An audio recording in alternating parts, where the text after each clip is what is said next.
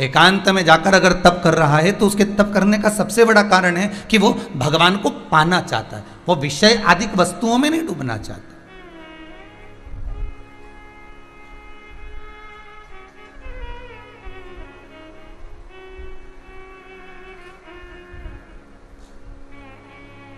मंदिर में बैठे हो आप, हाथ में माला भी है आपके, गौमुखी भी रखकर बैठे हो आप, और आप माला भी जप रहे हो और इन दृष्टि से संसार की लौकिक वस्तुओं का दर्शन भी कर रहे हो, तो भगवान मिल पाएगा क्या? प्राप्त होगा नहीं। फिर किसी ने कहा एक काम करो कि नेत्र बंद कर लिए जाए।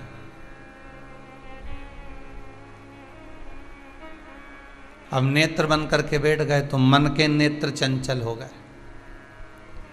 अब नेत्र अगर बंद कर भी लो तो नेत्र मन के चंचल हो जाते, और मन के नेत्र जब चंचल हुए तो मन के नेत्रों ने विचार करा, रोज तो आती थी कमला भाई, आज आई होगी कि नहीं आई होगी, मैं तो नेत्र बंद कर रहा हूं क्योंकि गुरुजी बोले हैं। अब मन का नेत्र चालू है, मन का नेत्र चालू है, मन का नेत्र बंद नहीं हुआ है।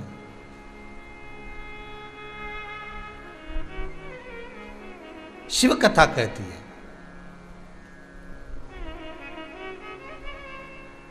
कोई एक व्यक्ति ने प्रश्न किया है, इन पत्र में भी शायद हो सकता है।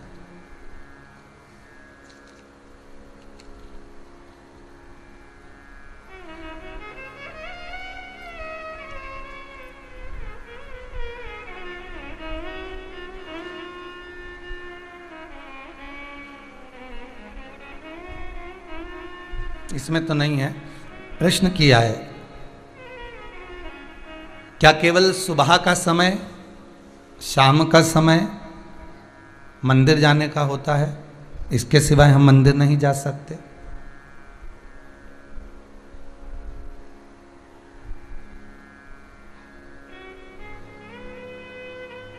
तो एक निवेदन आप सबसे कहूंगा, पहले तो मंदिर बताओ कि किस मंदिर में जाने की बात कर रहे हो।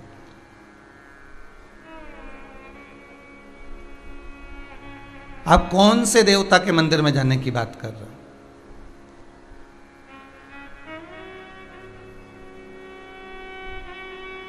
आप अगर राजा राम जी के मंदिर में जाने की बात कर रहे हो तो समय पर सुबह जाओ, शाम को जाओ, ठीक है। आप अगर भगवान कृष्ण के मंदिर में जाने की बात कर रहे हो तो सुबह जाओ, शाम को जाओ, जो समय लिखा है उस समय पहुंचो। आप दत्त भगवान के मंदिर में जाने की बात कर रहे हो तो सुबह जाओ, शाम को जाओ। आप गणेश जी के मंदिर में जाने की बात कर रहे हो तो सुबह जाओ, शाम को जाओ, मना नहीं। आप जितने भी देवता हैं, बहुत ध्यान से सुनिएगा, आस्था चैनल के जितने श्रोता भाई बहन कथा सुन रहे हैं, बहुत ध्यान से सुनिएगा महाराज, बहुत अच्छी कथा, बहुत सुंदर प्रश्न है कि मंदिर क्या हम सवेरे और शाम को ही जा सकते हैं? तो आपसे निवेदन है, जिस बेटे ने ये प्रश्न करा है, आजकल के जो नवयुवक बच्चे हैं बहुत अच्छे प्रश्न करते हैं, ऐसा नहीं है, अगर सही उनको जवाब मिलना भी चाहिए। आप अगर गणेश जी के मंदिर जा रहे हो, राम जी के मंदिर जा रहे हो, आप कृष्ण के मंदिर जा रहे हो, आप दत्त भगवान के मंदिर जा रहे हो, आप किसी अन्य देवता के मंदिर जा रहे हो तो सुबह और शाम जाइए।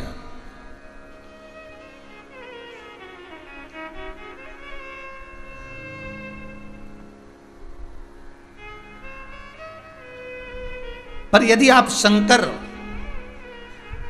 और जगतजननी जगदम्बा के मंदिर में, दुर्गा के मंदिर में, भवानी के मंदिर में अगर जा रहे हो तो कोई समय नहीं है। क्यों? क्योंकि माँ और बाप के रूम में बेटा कभी भी जा सकता है। माता और पिता तो बाहें पसारे खड़े हैं।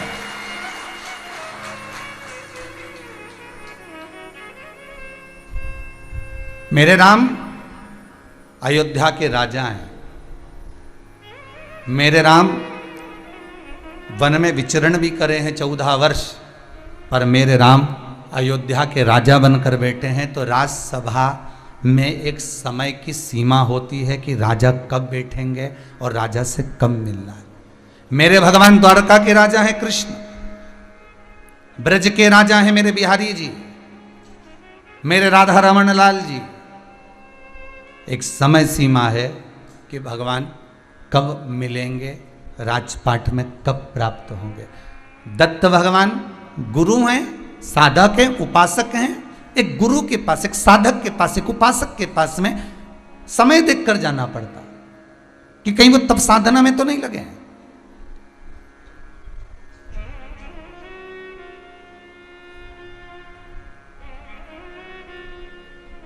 गणेश जी महाराज बुद्धि के देवता हैं।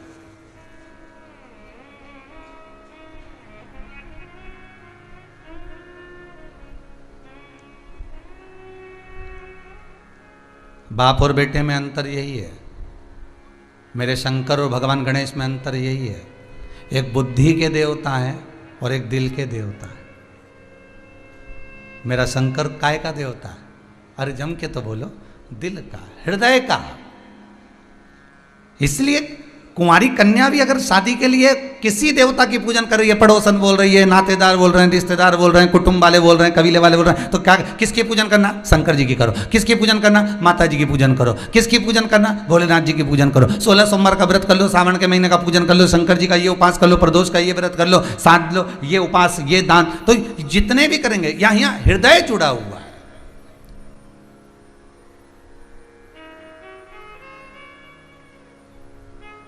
जो बहुत ज्यादा बुद्धि लगाता हो ना, जरा उससे कम मिलने का प्रयास करना। जो हर चीज में बुद्धि लगाए, यहां काय को आए। अब ये जो इतना बढ़िया रोड बन गया तो ये खड्डा महाराज ने क्यों करवाया?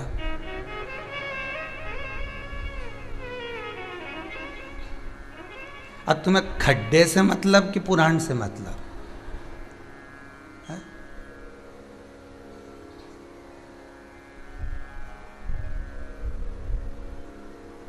हर चीज में जो बुद्धि लगाए उससे थोड़ा सा दूरी बनाकर चलना। और जो हर चीज में दिल लगाकर बात करे, प्रेम से। 2 बहनें होती हैं, जब 4-5 बहनें होती हैं ना, एक बहन बुद्धि से काम ले, हर जगह बुद्धि लगाए। कितने की साड़ी लाई तो इतने की तो हमारा भोपाल में ही मिल जाती, बताओ। और तू इतनी महंगी ले आई, इतना की तो यहीं मिल। हर चीज में बुद्धि लगाए, पर उसको दिल नहीं दिख रहा कि बहन लेके आई है, तेरे लिए लाई है, दिल से लाई है, हृदय से लाई है, चित्त से लाई है। तो उसकी कीमत आंकने की क्या जरूरत है कि कितने की लाई? क्या पूछना अपने को? नहीं, आम खाओ कि गुठली गिनो? जो बात बात में बुद्धि लगा रहा हो, जो बात बात में बुद्धि की प्रस्तुति दे रहा हो, ऐसे व्यक्ति से थोड़ा सा कम मिलिए। और जो दिल में लगाए, हृदय लगाए, चित्त लगाए, वृत्ति लगाए, उससे थोड़ा ज्यादा मिल लीजिए।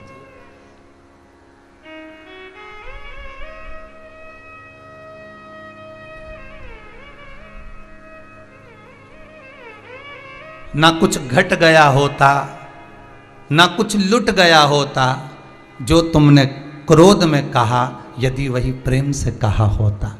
बस केवल अगर प्रेम से कहा है, दिल से कहा है, हृदय से कहा है, मन से कहा गया है, तो वो कार्य तुरंत हो जाएगा, तुरंत।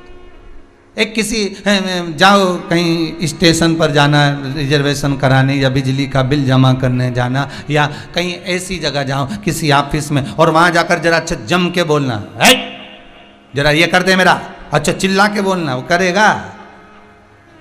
लाइन लगाओ, चलो लाइन लगाओ, उधर से जाइए, उधर से जाओ, जल्दी निकलो इधर से, चलो उधर से जाओ, लाइन लगा जाओ। और अगर वही बात अपने प्रेम से कही होती, काका जी कैसे हो? अब काका जी भी बाल खुजारिया है, कभी पहचानता तो था ही नहीं, काका कैसे लग गया? ये हृदय की बात है, दिल की बात है। काका जी बहुत जल्दी है, आज बच्चे को स्कूल भेजना है, गाड़ी में लेकर आ गया हूँ, मेरा क्या टिकट कर दोगे? क्या मेरा ये बिल जमा कर दोगे? तो वो भी कह देगा रख दे रख दे, रुक जा। और सामने वाले से कह देगा जरा रुक जा, बेचारे का टिकट। वो तूने तुरंत फॉर्म भर दिया, तुरंत टिकट कर दिया, या तुरंत बिजली का बिल जमा कर दिया। प्रेम। यहाँ संपदा नहीं दी गई है, यहाँ धन नहीं दिया गया, यहाँ दौलत नहीं दी गई है, केवल प्रेम दिया।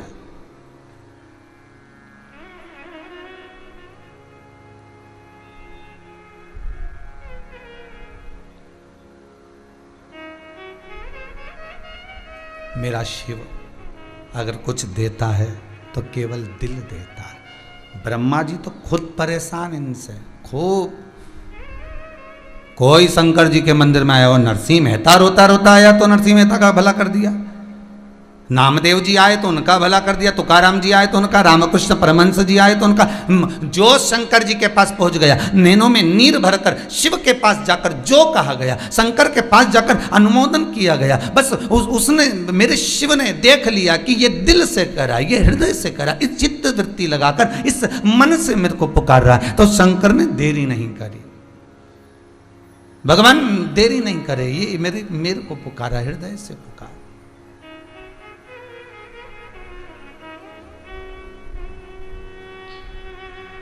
इसने बुद्धि नहीं लगाई है,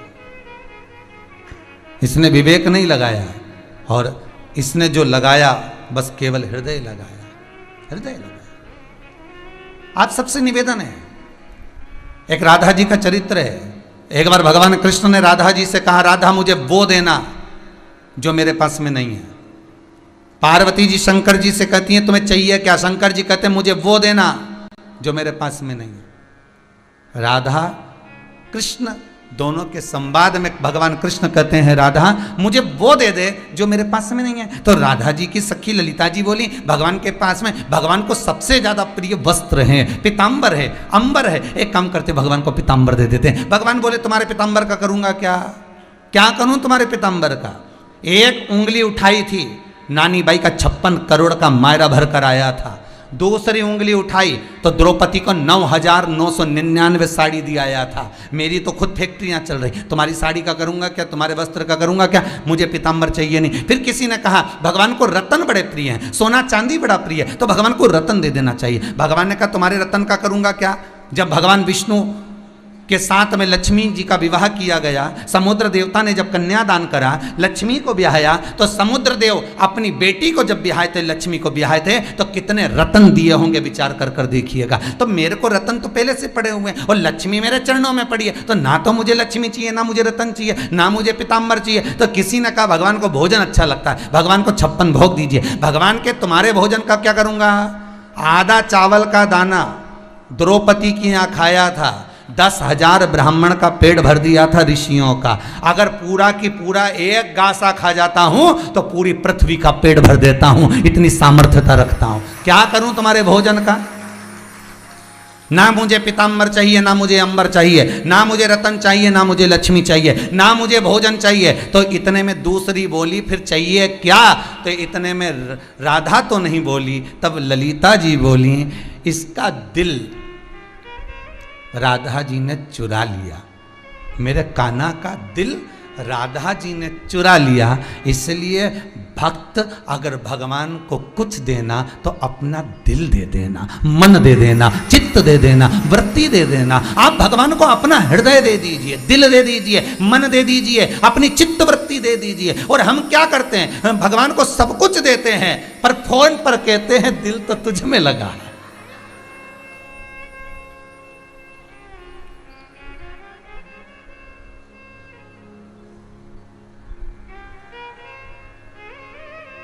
जिसको देना था उसको नहीं दे पाए।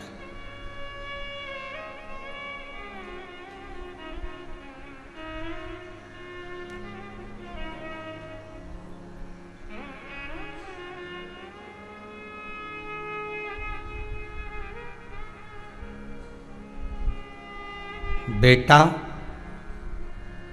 और बेटी दोनों में बहुत अंतर है, इतना अंतर है बेटा और बेटी में, इतना अंतर है कि दुनिया का कोई अच्छा कथाकार भी इस अंतर को समझा नहीं सकता। एक अंतर तुम देख लो कि बेटी शादी होने के बाद मम्मी से इतनी बात करे और छोरा शादी होने के बाद घर चले जाता है तो वो अपनी माँ को फ़ोन लगाकर क्यों नहीं कहता मम्मी आज मैंने यहाँ का काम कर लिया है पर तेरी बहुत याद आ रही है, बहुत याद।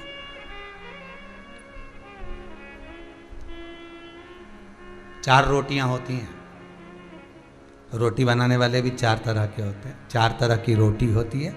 पहली रोटी मां बनाती है, वो रोटी होती है वात्सल्यता की,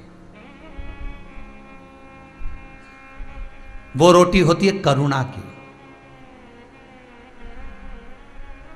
बेटा जब खाता है पेट तो भरा जाता है मां के हाथ की रोटी से, पर मन नहीं भरा पाता। दूसरे नंबर की रोटी होती है पत्नी बनाती है, उसमें त्याग होता है, उसमें समर्पण होता है। पति खाता है पेट भी भरा जाता है, मन भी भरा जाता है। तीसरे नंबर की रोटी होती है घर की बहू और बेटी बनाती है।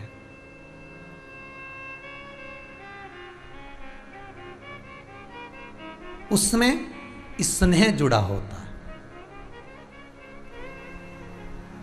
उसमें स्नेह जुड़ा है। और चौथे नंबर की रोटी है जो घर में दासी बनाती है, कोई नौकरानी चाकरानी, कोई बाई, कोई भाई, कोई आया, रोटी बनाई। चौथे नंबर की रोटी वो है, ना तो उसमें पेट भराया और ना उसमें मन भराया, केवल खाना इसलिए है क्योंकि मैडम को ऑफिस जाना है, तो वो जो बनवाएगी वो खाना पड़ेगा, अपने को भी जाना है, टाइम नहीं है, तो यहाँ समय नहीं है तो खाना बनाने वाली लगी हुई है, वो बनाएगी।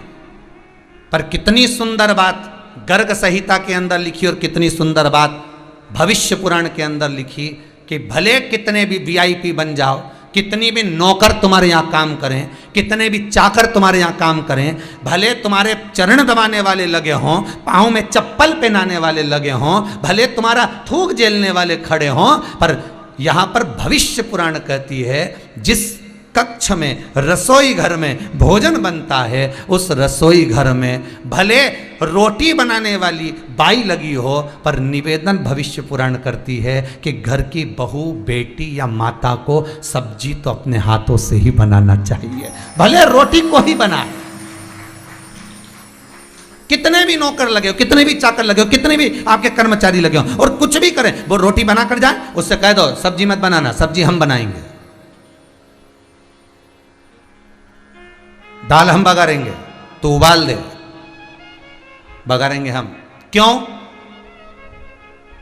केवल रोटी अकेली नहीं खाई जाती, काय से खाई जाती है?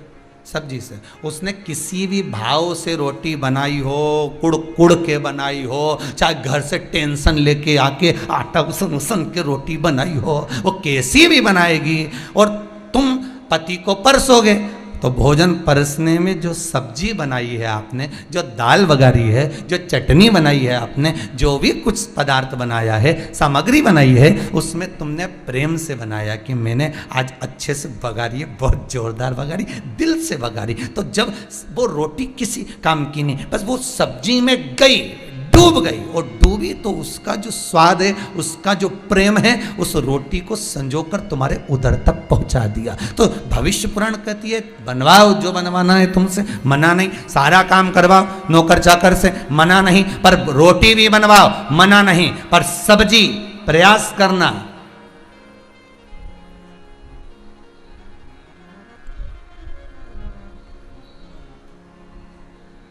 सब्जी स्वयं स्वयं बनाए।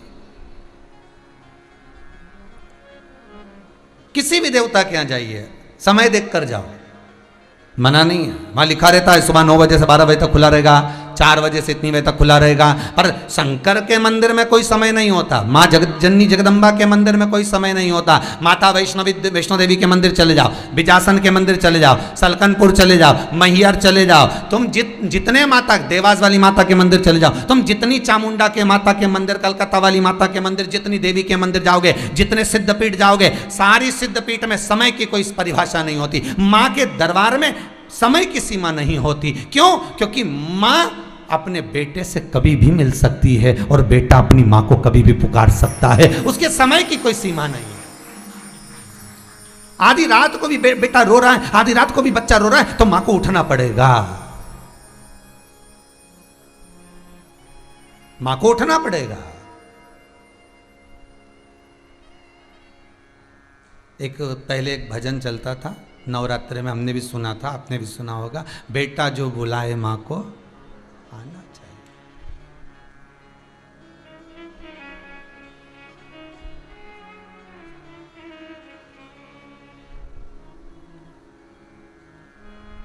बेटा जो बुलाए मां को आना चाहिए।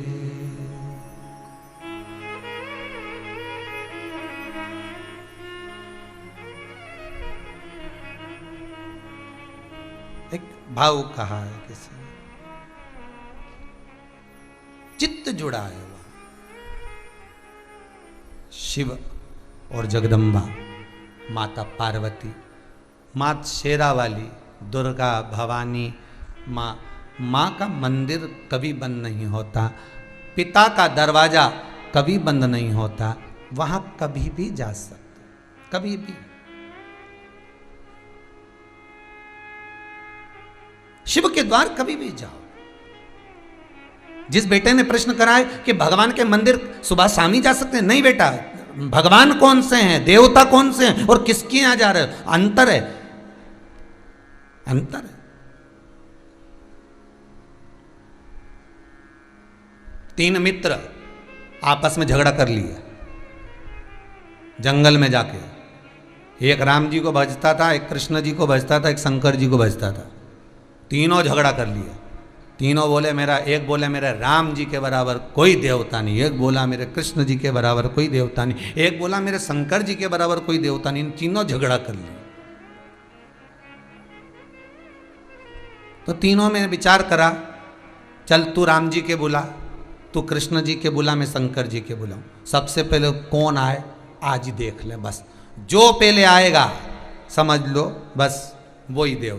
ठीक है। अब तीनों ने झगड़ा, तो बच्चे तो आपस में झगड़ लेते हैं, तीनों ने झगड़ा कर लिया। एक चिल्ला कर बोला, हे अयोध्या के राजा, हे नरेश, हे अवधपति, हे जानकी पति, अयोध्या छोड़कर जल्दी आओ मेरे राम राघव, मैं आपको पुकार रहा हूं, जल्दी पधारो अवध नरेश। आइए। उसने पुकारा, भगवान नहीं आए। दूसरा चालू हुआ, हे द्वारकाधिपति द्वारकेश, हे द्वारका के नाथ, हे मथुराधीश, हे मथुरा के राजा, हे द्वारका के राजा, शीघ्र आओ, मुझे आपकी जरूरत है, भगवान पधारो। और तीसरा बोला, कंकर को उठाया, शंकर भोला कहाँ है रे? इतने में तो भोला प्रकट, भोला सामने।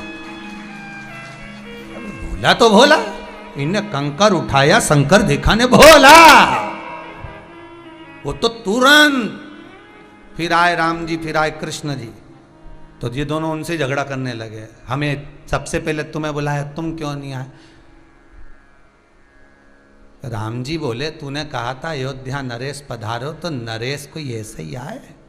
अवध का राजा जब चलता है तो सेना भी तो तैयार करना पड़ती है कि ऐसे ही प्रधानमंत्री यूं ही चल जाए है? राष्ट्रपति प्रधानमंत्री को बुलाओ तो व्यवस्था तो करना पड़े ना, पहले से सेना वेना तैयार करो, साधो सब कुछ, मंच देखो, ये देखो वो देखो, 2-4 कुत्ता लेने घुमाओ, फिर देख के आओ कहीं कोई सामान तो नहीं पड़ा इधर उधर। तो कोई राजा ऐसी है जाए? तो आपने कहा अवध नरेश आई है, अयोध्या के राजा आई है, तो राजा चलकर आएगा, सेना तैयार करेगा, एकदम कैसे आ जाएगा? और इतने में वो कृष्ण वाला बोले, तो आप नहीं आए द्वारकानाथ? द्वारकानाथ बोले, वो राजा हूँ, 16,108 रानियाँ हैं, सबके कमरे से निकलूं, द्वारका की सीढ़ी नीचे उतरूं, फिर सेना लूं, तैयारी करूं, फिर तो पहुंचूं। तो फिर इन्होंने राम जी और कृष्ण जी से पूछा, फिर ये शंकर जी इतनी जल्दी क्यों आ गए, तुम बताओ। तो दोनों राम और कृष्ण बोले, ये सबसे ज़्यादा फ्री है, ना तो ये नरेश है ना राजा है, हमें तो फिर भी निकल कर आने में टाइम लगता है, ये तो 24 घंटा घूमते रहते हैं, 24 घंटे। इनको तो पुकार आ जाए। राम मुस्कुरा कर कहते हैं, राम मुस्कुरा कर कहते हैं, इसलिए तो राम करें कि मैं भजन इनका करता हूं। कृष्ण कहते हैं मैं भजन इनका करता हूं। तो शंकर जी से पूछा फिर ये किसका भजन करते हैं? तो शंकर जी बोले मैं इन दोनों का करता हूं, मैं राम और कृष्ण का करता हूं।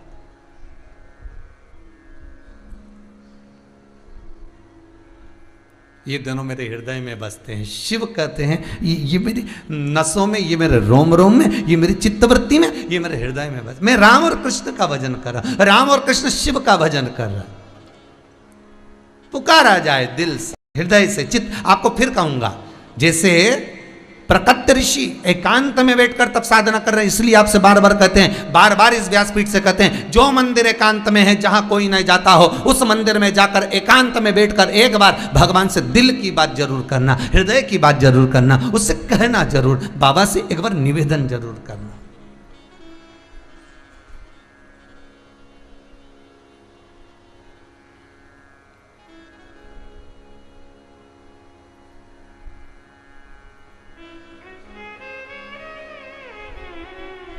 कितना सुंदर उसके हृदय बात कही है, हृदय।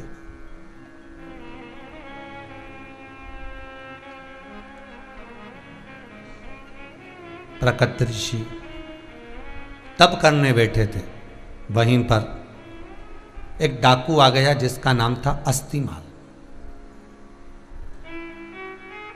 अस्तिमाल ने देखा सब दूर धन चुराया मैंने, ये ऋषि मंदिर में बैठकर तप कर रहा है, शंकर जी के मंदिर में बैठकर तप कर रहा है, मतलब इसके पास माल बहुत है, क्योंकि इतने दिन का बैठा है, क्या खा रिया होगा, तो कुछ तो होगा इसके पास में।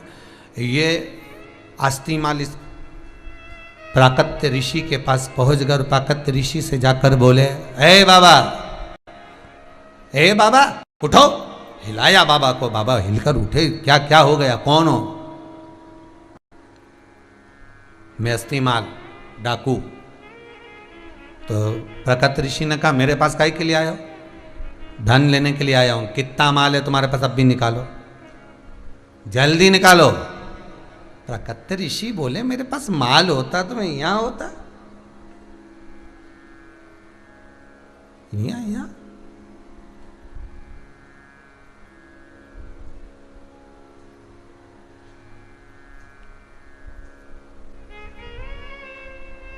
मैं यहां आता क्या? तब साधना मेरे पास, मुझे धन का लोभ नहीं है, मुझे धन की कोई आसक्ति नहीं है, मुझे तो भगवान का भजन करना है, शंकर का भजन करना है। मैं तो मंत्र जाप में डूबा हुआ। और आप अस्तिमाल, तुम मेरे पास धन लेने आए हो? अगर धन तुम्हें कहीं लेने जाना है, कहीं डाका डालना है, तो कहीं दूसरी जगह जाकर धनपति क्या डालो। इतने में तो अस्तिमाल को क्रोध आ गया, और क्रोध आकर जो गुस्सा आया, और गुस्सा आकर धक्का मारा प्राकट ऋषि को। प्राकट ऋषि शंकर के शिवलिंग से टकरा गए, और शिवलिंग से टकराते सी प्राकट ऋषि के सिर में से खून बहना चालू हो गया।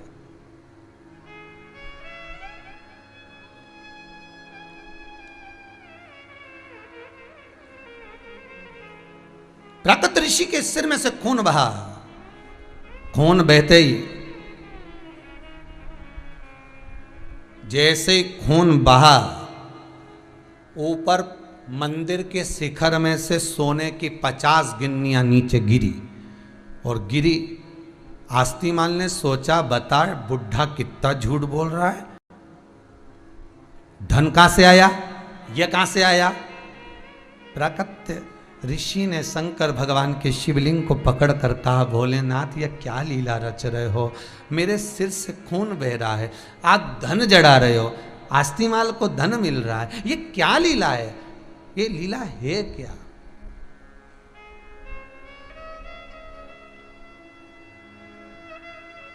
क्या लीला है?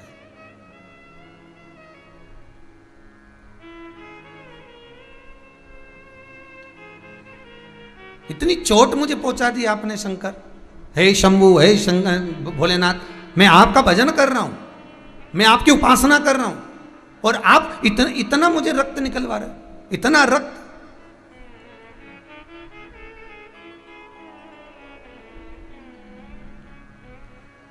अस्तिमाल ने कहा, बाकी की मुद्राएं और कहां हैं, जल्दी निकाल, नहीं तो मैं तुझे काट दूंगा, जल्दी बोल। ती का भाव ही यही कहता है। आप शंकर का अनुमोदन कर रहे हैं। शिव का मात्र स्पर्श,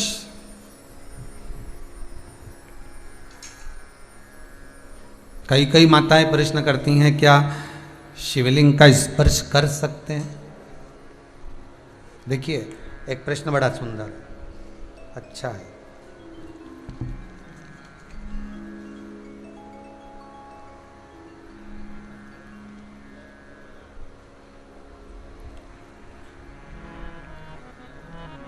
गुरुजी आपने कहा था यदि घर में कोई पशुपति व्रत करे तो काली तिल शिव जी को नहीं चढ़ाना चाहिए। तो हम जो 6 अगस्त को पूजन करेंगे तो उसमें काली तिल चढ़ाएंगे, तो फिर चढ़ाएं कि नहीं चढ़ाएं?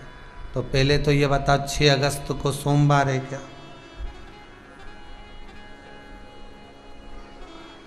नहीं है, नहीं। तो फिर जिस दिन पशुपति व्रत होता है सोमवार का, उस दिन नहीं चढ़ाना है। ये नहीं कि तुम 5 सोमवार करोगे तो उस बीच में ही नहीं चढ़ाना। ये तो कहीं वर्णन। एक माता जी ने प्रश्न करा कि हम जो भगवान शंकर जी का शिवलिंग बनाएंगे तो उसका विसर्जन कहाँ करने जाएंगे? तो घरे कर लो, उसमें कौन सी दिक्कत? घर में अगर पास में कहीं नदी हो, तालाब हो, बावड़ी हो, कुंड हो, वहां जाकर विसर्जन करो। शिवरात्रि के दिन पूजन कर रहे हो, रात को विसर्जन करना है तो रात को कर सकते हो, और सवेरे जाकर विसर्जन करना हो तो सुबह कर सकते हो। अगर पास में नदी हो, तालाब हो, कुंड हो, सरोवर हो, बावड़ी हो, वहां कर लो। और अगर नहीं है तो एक बाल्टी में जल भरो साफ और उसमें विसर्जन कर दो, और उस पानी को गमले में कहीं ले जाकर वृक्ष के नीचे डाल दीजिए, विसर्जन हो जाएगा।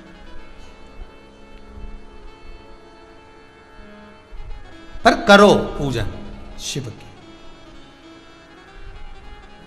बहुत जरूरी। स्पर्श मात्र शंकर का, मात्र स्पर्श शिव का। अब एक प्रश्न और खड़ा हो जाता है, महाराज जी शिवलिंग कितना बड़ा बना है?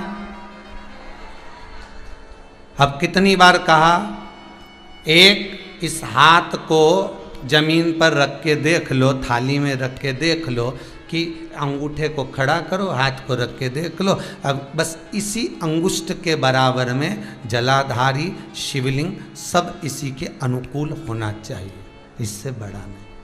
अब तुम फैशन में बढ़ा लो, तुम्हारी मर्जी है, तुम जितना बड़ा बनाना हो तुम्हारा मन। अब आगे तुम्हारा मन भी तो होना चाहिए ना भाई, हमारा तो मन, हम तो इतनी सारी मिट्टी का ला, तो हम सबका बनाएंगे तो बना लो, अब मन तुम्हारा।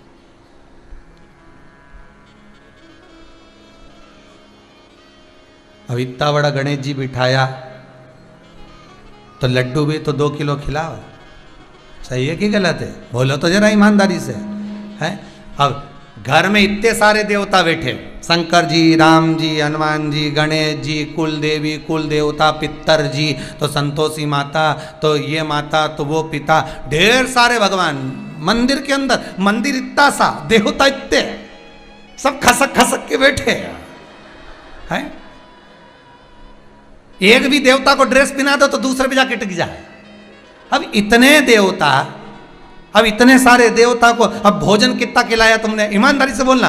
शंकर जी, हनुमान जी, पार्वती जी, गणेश जी, दाई सूंड का गणेश, बाई सूंड का गणेश, फिर लक्ष्मी जी, फिर इसके बाद में लड्डू गोपाल जी, फिर ठाकुर जी, फिर राधा जी, फिर कृष्ण जी, फिर संतोषी माता, फिर घूमने गई थी तो बद्रीनाथ जी से बद्रीनाथ जी लाई थी, रामेश्वर गई थी तो वहाँ से रामेश्वर जी लाई थी, फिर जगन्नाथ जी गई तो वहाँ से जगन्नाथ जी लाई, फिर द्वारका गई वहाँ से द्वारका जी लाई,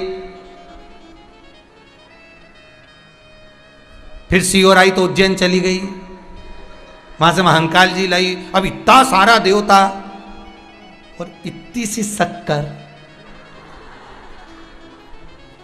इतनी सी शक्कर, और इतनी समझदार बन के बढ़िया पल्लू वल्लू डाल के इतनी सी शक्कर लेके आइए और भगवान के सामने रख के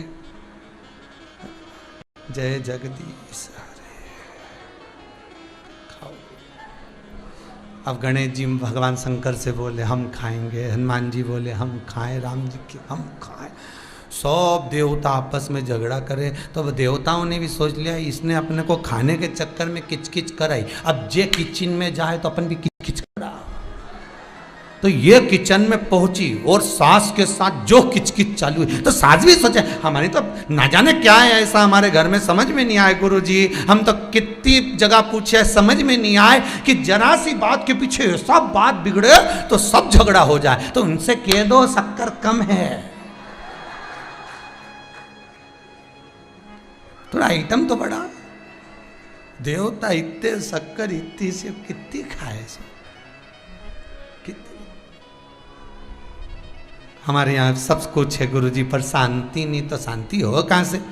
भगवान को तुम लोग बेवकूफ बनाओ। अगर रखो, साधो, पूजन करो, साध्य बनाओ, भगवान की आराधना कर रहे हो, दिल से कर रहे हो, तो फिर भगवान के साथ कपट क्यों कर रहे हो? पति की थाली अलग, पत्नी की अलग, जेठानी अलग, बड़ा छोरा अलग, बड़ी छोरी अलग, और भगवान इतना सारा एक।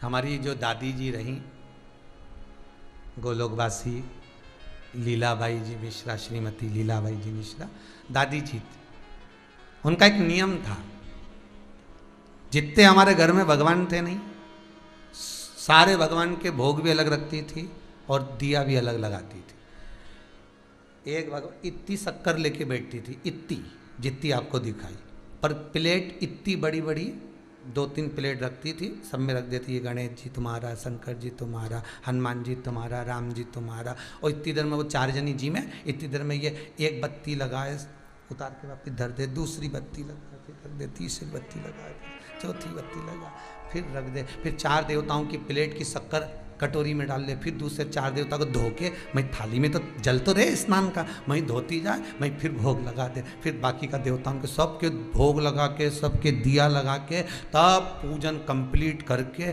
फिर उठती मन में। तो हमको तो लगता है कि आज हमको अगर कुछ भगवान कृपा कर रहा है तो ये वही अलग अलग दिया और बत्ती का असर होगा, इसलिए भगवान कहीं कृपा कर रहा होगा, कहीं पूर्वजों का किया हुआ पुण्य सामने जरूर आता है, बेटे का किया गया पाप पूर्वजों को भुगतना जरूर पड़ता है। ध्यान दीजिएगा दोनों बातों को। पूर्वजों में जो पुण्य कर गए हैं, दादा दादी आपके जितने बुजुर्ग पुण्य कर गए, कोई शंकर को 1 लोटा पानी चढ़ाए, कोई अनुष्ठान करे, कोई दान करा, कोई पुण्य करा, कोई सत्कर्म करा, उसका भाग तुम्हें जरूर मिलेगा अवश्य। और आप जितने लोग शिव महापुराण की कथा को भले फेसबुक पर सुन रहे हो, यूट्यूब पर सुन रहे हो, 40-40, 38-38 हजार लोग मोबाइल ले लेकर बैठे हुए हैं।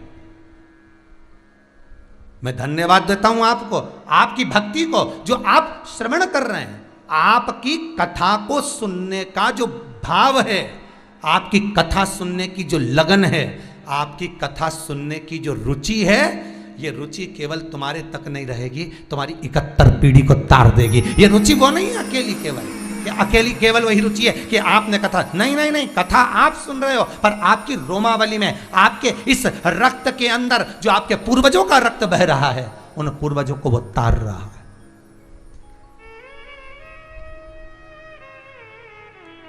वो तार रहा है।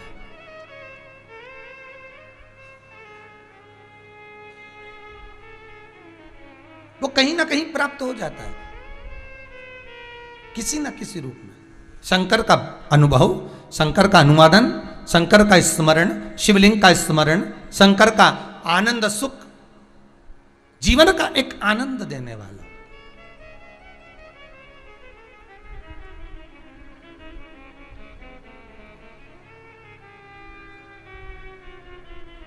एक बार गोलोक धाम में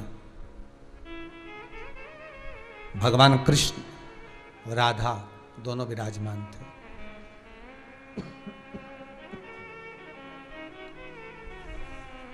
गोलोक धाम में दोनों विराजमान हैं, राधा भी है, कृष्ण भी है।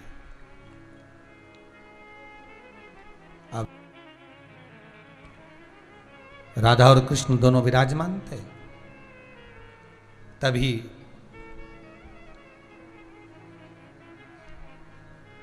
अच्छा, आप लोगों को कभी कभी ऐसा महसूस होता हो कि राधा कृष्ण का तो ये द्वापर में अवतार हुआ, यही राधा कृष्ण, केवल द्वापर में राधा कृष्ण नहीं, राम जी केवल त्रेता में नहीं आए, ऐसे ना जाने कितने त्रेता निकल गए और कितनी बार मेरे राम आ गए, ना जाने कितनी बार सतयुग निकल गया,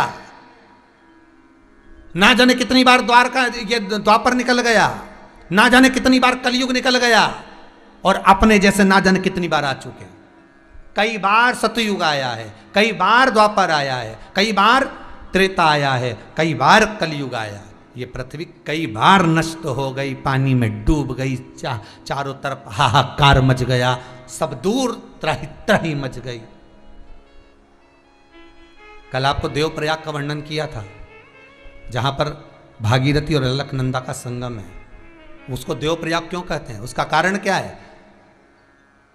स्कंद पुराण में कहा गया, जब बारंबार सृष्टि जब पूर्ण तरह से जल में मग्न हो जाती है, संपूर्ण पृथ्वी जब नष्ट हो जाती है, तो देवता भी सोचते हैं, विचारते हैं कि हमें कहां जाकर रहना है। तो ये भागीरथी और अलकनंदा का जो संगम है, संगम की जो धार बहती है, जहां पर आप कभी दर्शन करेंगे देवप्रयाग का, तो वहां जो संगम की धार बह रही है, भागीरथी का जल अलग दिखेगा आपको और अलकनंदा का जल अलग दिखेगा। तो इस संगम की धार का जहां मिलन हुआ है, उस धार का स्थान देवप्रयाग में ये 33 कोटि देवताओं के विश्राम का स्थल रहा था। कई लोग तो जाते हैं बद्रीनाथ, केदारनाथ, यमुनोत्री, गंगोत्री, तो देवप्रयाग गाड़ी निकल कर चली जाती, बस पढ़ लेते हैं देवप्रयाग, पर देवप्रयाग में रुकने का उनका मन, रुको, और 50 बार गाड़ी वाले से बोला हमको रुकना है, यहाँ दर्शन करना है, प्रणाम करना है, नमन करना है इस भूमि पर, जिस भूमि पर संपूर्ण जब सतयुग, त्रेता, द्वापर, कलयुग जब संपूर्ण नष्ट हो जाता है, जब संपूर्ण चला जाता है, उसके बाद जब सृष्टि को पानी में डुबाया जाता है, तब केवल यह देवप्रयाग की एक भूमि ऐसी होती है जहां 33 कोटि देवता वापिस इस सृष्टि का निर्माण करने के लिए ब्रह्मा जी को उत्सुक करते हैं, ब्रह्मा जी को अग्रण्य करते हैं।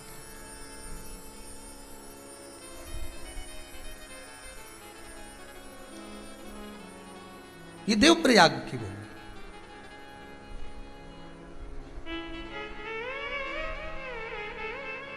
सहज नहीं है महाराज। एक बार भगवान कृष्ण राधा जी के साथ में गौलोक धाम में बैठे हैं, और गौलोक धाम में राधा कृष्ण केवल यही नहीं, ऐसे कई राधा कृष्ण, कई बार भगवान मेरे राधा और कृष्ण का कई बार द्वापर में अवतार हो चुका, कई बार मेरे भगवान आ चुके। गौलोक धाम में राधा कृष्ण विराजमान थे। पूर्णिमा का दिन था, कार्तिक की पूर्णिमा।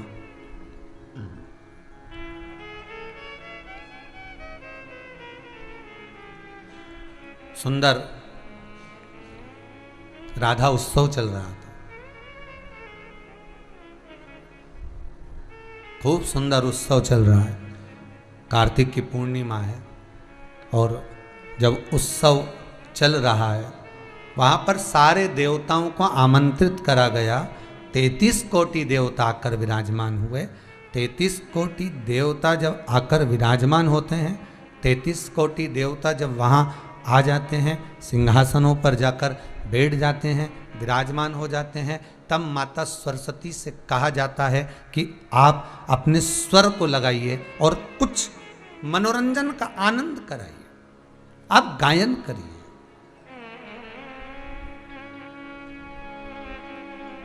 सरस्वती मैया ने जब गाना प्रारंभ करा, माता सरस्वती ने जब अपना गायन किया, माँ शारदा जो बोलना प्रारंभ करी, माता सरस्वती जैसे ही गायन प्रारंभ करा, सारे 33 कोटि देवता शुद्ध बोलकर, आनंद कर कर, बड़े उत्सुकता में, बड़े आनंद में, उमंगता में भर गए, सबकी सब।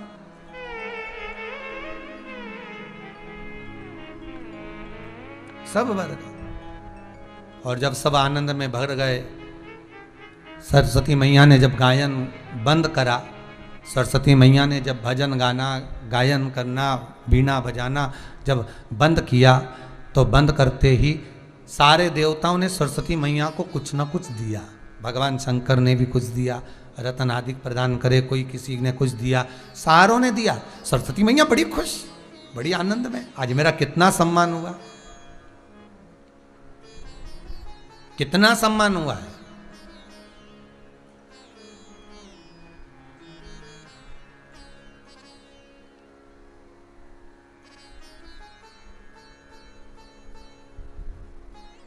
अब इतना सम्मान सरस्वती माँ का हुआ है, इतना आदर माता सरस्वती का हुआ है, सारे देवता बैठे थे, उसमें से देव ऋषि नारद ने एक बात शंकर जी को कह दी।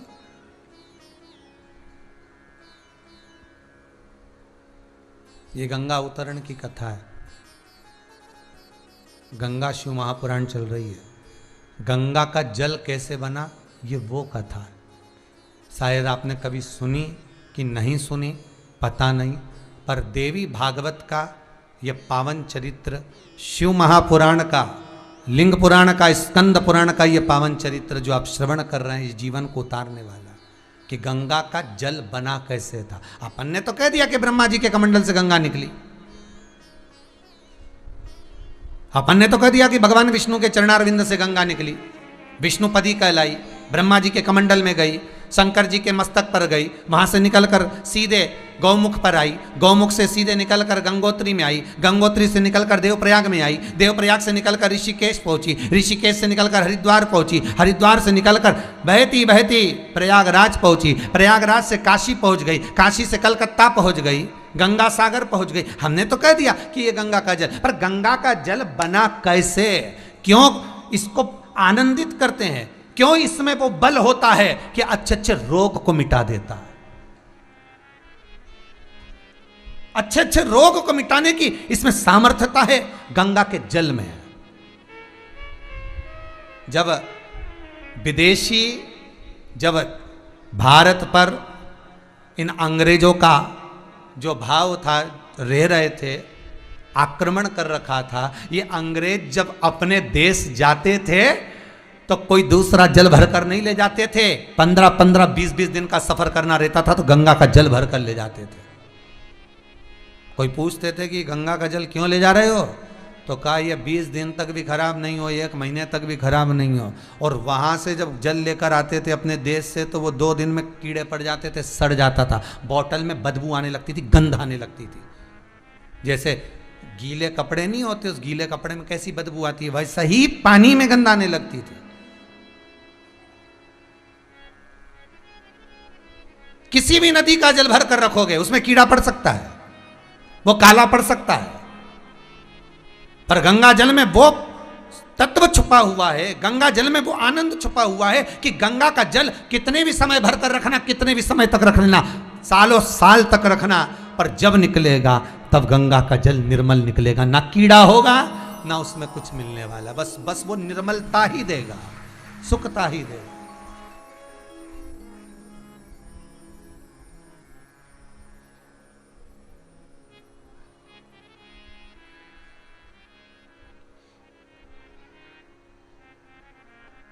एक कोई विद्वान आया था और भाई वो, उनको हो सकता है कि किसी से किसी को तकलीफ होती है, कई लोग होते हैं ऐसे दुनिया में जिनको तकलीफ है, तो हमसे आकर प्रश्न करा, ये बताओ महाराज जी हमको आपसे प्रश्न करना। मैंने कहा बोलिए क्या प्रश्न करना। हमें ये पूछना है, इतनी सारी दवाई बनती है वो असर नहीं करती, बाबा रामदेव जो दवाई बनाते हैं वो असर क्यों करती। हमने कहा बड़ा भारी प्रश्न किया तुमने दादा। हमको लग गया था कि ये बाबा रामदेव से थोड़ा बहुत, अब वो तो व्यापारी से ईर्ष्या भाव कहीं ना कहीं, तो इनकी दवाई इतना काम क्यों करती है। तो हमने एक ही सटीक बात की, देख भैया उनकी जितनी भी फैक्ट्री है नहीं, जितनी भी काम करे हुए वे हरिद्वार से करे। हरिद्वार में क्या है, गंगा के जल में वो तत्व छुपा है कि उसका पानी जिसमें मिलेगा और औषधि काम कर जाएगी और उसका कल्याण अपने आप हो जाएगा। तो वहां से निकला है ना।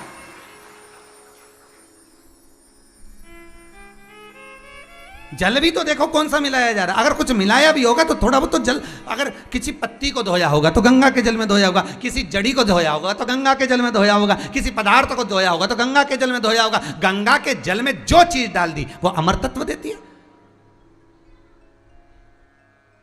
अमर तत्वता रहती है।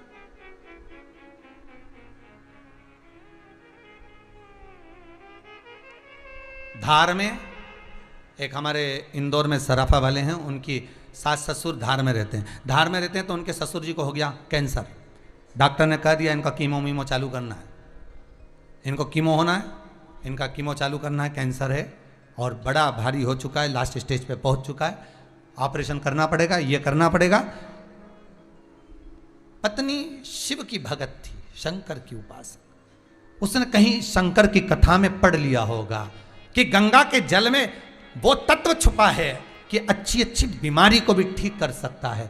पत्नी ने कुछ नहीं कराया, सीधे हरिद्वार चली गई, एक कमरा किराए का ले लिया, 4 महीने वहां रुकी, गंगा के जल में बैठती पति को लेकर, उसी जल को पिलाती, उसी जल का आचमन, वहीं बैठकर मंत्र का जाप, श्री शिवाय नमस्तुभ्यम, ओम नमः शिवाय, महामृत्यु जो जपना है गंगा के सामने, उसी जल का पान करना, भोजन भी उसी जल से निर्माण करना, उसी जल का प्रयोग करना।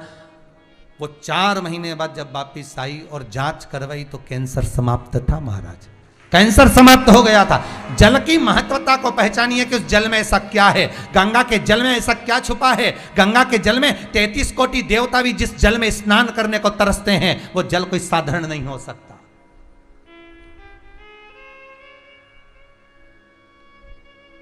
गंगा का जल तो निर्माल्य है ना। निर्माल्य का मतलब जानते हो? भगवान पे चढ़ा हुआ फूल जो उतर जाता है वो क्या कहलाता है? निर्माल्य। जो भगवान से पैसे उतर गया वो निर्माल्य। तो गंगा का जल तो निर्माल्य है, शंकर की जटा में से निकल रहा है, शिव पर से चढ़ के निकल रहा है। जब शंकर जी पे से उतर कर निकल रहा है, शिव पे से चढ़ के निकल रहा है, तो फिर उसको तो भगवान राम को स्नान नहीं कराना चाहिए, फिर भगवान कृष्ण को नहीं नहलाना चाहिए, फिर देवी देवता को नहीं नहलाना चाहिए। पर 33 कोटि देवी देवताओं को गंगा के जल से प्राण प्रतिष्ठा का समय हो, चाहे अभिषेक हो, चाहे अनुष्ठान हो, 33 कोटि देवी देवता को गंगा के जल से स्नान कराया जाता है, गंगा के जल से नहलाया जाता है। क्यों? भले निर्माल्य हो, पर गंगा का जल वो आनंद है क्योंकि 33 कोटि देवताओं के आनंद सुख से प्रकट हुआ है। ये देवी भागवत का प्रसंग है। राधा और कृष्ण बैठे हुए हैं अपने गौलोक धाम में। ये केवल अभी की कथा नहीं, कई द्वापर की पहले की, कई सतयुग, कई निकल गए त्रेता, कई द्वापर निकल गए। उस समय राधा कृष्ण अपने गौलोक में विराजमान थे और उस समय पर 33 कोटि देवता बैठे राधा उत्सव का आनंद ले रहे थे। तभी उसी समय पर सरस्वती ने गायन किया, गायन किया, सबने सब कुछ दिया सरस्वती को। देवर्षि नारद तो नारद थे, देवर्षि नारद जी ने कह दिया कितना सुंदर गाती है सरस्वती, कितना सुंदर। 4-5 गाने वाले बैठे हों या 4-5 विद्वान पंडित बैठे हों या 4-5 अच्छे सुनार बैठे हों या 4-5 अच्छे कपड़े सिलने वाले बैठे हों या 4-5 समझ जाओ कटिंग करने वाले खवासदा बैठे हों, 4-5 अच्छे विद्वान कोई भी बैठा और उनके सामने तुम एक की तारीफ कर दो ना, दूसरे का मुंडा उतर जाए। मतलब हमें तो कटिंग करना ही नहीं आता, मतलब हमें तो कुर्ता ही सिलना नहीं आता, मतलब हमको तो गाना ही नहीं आता, यही गवैया आया। अब नारद जी ने कह दिया कितना सुंदर गाई सरस्वती। पार्वती जी बैठी थी शंकर जी के बाजू में, शिव जी से बोली इसको सिखाया किसने? सरस्वती को जब स्वर नहीं आते थे तो श्री सेलम के उस पर्वत पर मेरे देव अधिदेव महादेव मल्लिका अर्जुन के रूप में जब कार्तिकेय से मिलने जाते थे तो सरस्वती को सिखाने के लिए जाते थे। कार्तिकेय से तो केवल मिलना एक संवाद की बात थी। सरस्वती को स्वर दिया, सरस्वती को नृत्य सिखाया। इसलिए आज भी सरस्वती पूजन में सरस्वती की पूजन नहीं, नटराज की पूजन होती है। किसकी मूर्ति? नटराज। शिव ने दिया है ज्ञान, तो पार्वती जी बोली आपने ज्ञान दिया, आप गुरु और ये चेली, खाने वाली चेली नहीं, ये चेली। अब ऐसी चेली तुम्हारी, कितना सुंदर गाया, सब कुछ इनने पाया, और आपका तो कहीं नाम ही नहीं लिया। अच्छा, कई लोगों को बहुत डर भी लगता है, जो लोग भले बैठ कर कथा लिख लें, कथा रिकॉर्डिंग कर लें और कथा बोलते भी हैं, पर उनको बड़ा भय रहता है कि हमने ये कथा किसके मुंह से सुनी थी। बताएंगे नहीं, बोलेंगे कथा में, सब बोलेंगे, क्योंकि उन्होंने लिख लिख के रखी है। सियर वाला महाराज जो बोला सब लिख लिख के उन्हें धर लिया, रख लो, बहुत अच्छी कथा लिख, अब रख तो अब जब कथा करो तो बोलो, और बोलो तो, पर ये नहीं बोलता है कि ये तो सरस्वती ने नहीं कहा कि मुझे शंकर भगवान ने सिखाया। सरस्वती एक बार भी नहीं बोली गायन में, सबका गुणगान करा, पर शिव का नहीं, महाराज शंकर का नाम नहीं लिया। अब तो नारद जी ने जैसे ही बोला कि ता सुंदर गाई, तो पार्वती जी ने मन में सोचा मेरे पति के बराबर दुनिया में कोई गा भी नहीं सकता। अपने पति की बुराई कभी नहीं सुनना जिंदगी में। वो टेढ़ी चोटी वाली बाई को याद कर लेना, भला है बुरा है जैसा भी है, मेरा पति तो मेरा देवता है। वो भाई याद कर लेना, कभी लाल रिबन बांधती थी, कभी नीला बांधती थी, उसको याद कर।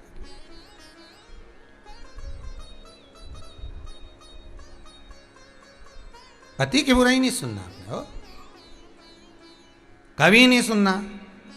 कोई कितई के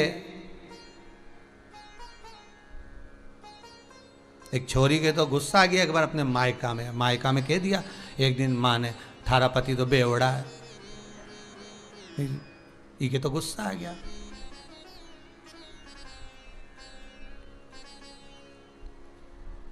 और गुस्सा में जाने कह दिया हमारा बापू भी तो बेवड़ा है। अब बोले, अब क्रोध, दोनों सास और बहू झगड़ी।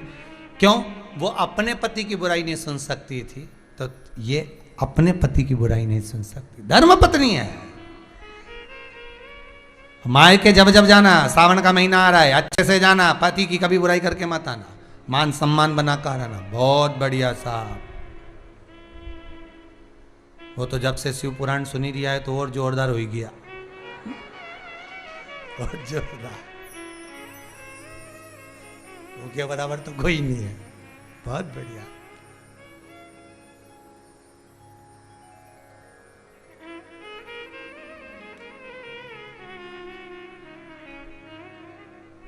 एक तो गाने याद करना पड़ेंगे मेरे को भी, भला है बुरा, तो देखना पड़ेगा। तो अब इतना भाव से बोले, बुराई नहीं सुनूंगे हो। पार्वती जी ने शिव जी से कहा, भोलेनाथ जी से, बाबा मेरा ओघड़ दानी, मेरा त्रिकालदर्शी कैलाशी शिव, मैंने कभी नहीं सुना आपके मुख से गायन और आपका नृत्य।